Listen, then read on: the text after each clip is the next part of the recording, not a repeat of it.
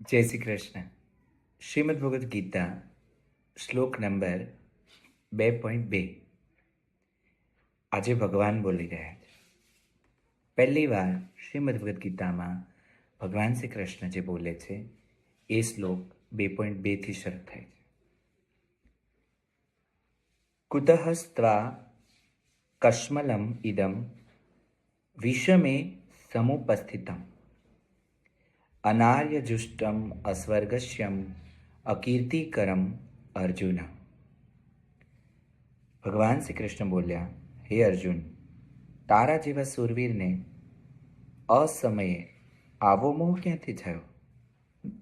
કારણ કે ન તો આ શ્રેષ્ઠ પુરુષોએ આચરેલો છે, ન તો સ્વર્ગ આપનારો છે, કે ન તો તને યશ આપનારો છે. અહીંયા આખી શ્રીમદ ભગવદ્ ગીતામાં જે ભગવાન કૃષ્ણ અર્જુનને સમજાવવાના છે એ આ પહેલા શ્લોકમાં જ બહુ દ્રઢપણે કહી દીધું કે આવો મોહ તને ક્યાંથી થયો.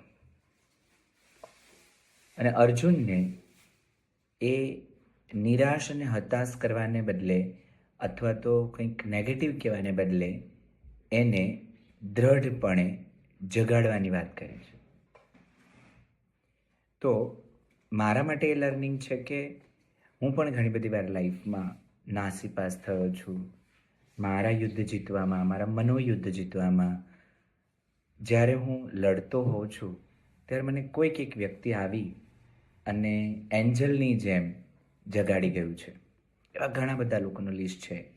એ મારા વલ્લભ અંકલ હોય કે મારા પપ્પા હોય કે અરવિંદ અંકલ હોય, મારી વાઈફે પણ મને જગાડ્યો છે, મને મારા ભાઈએ પણ જગાડ્યો છે.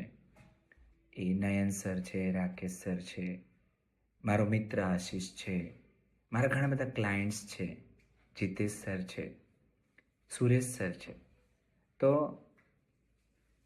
તમે હવે એ વિચારો કે તમે પણ જ્યારે પ્રશ્ન આવે છે ત્યારે પલાયન થઈ ગયા છો, ત્યારે જ્યારે સાવ ભાંગી પડ્યા હોય ત્યારે કોણે તમને જગાડ્યા છે? વિચાર. Thank you.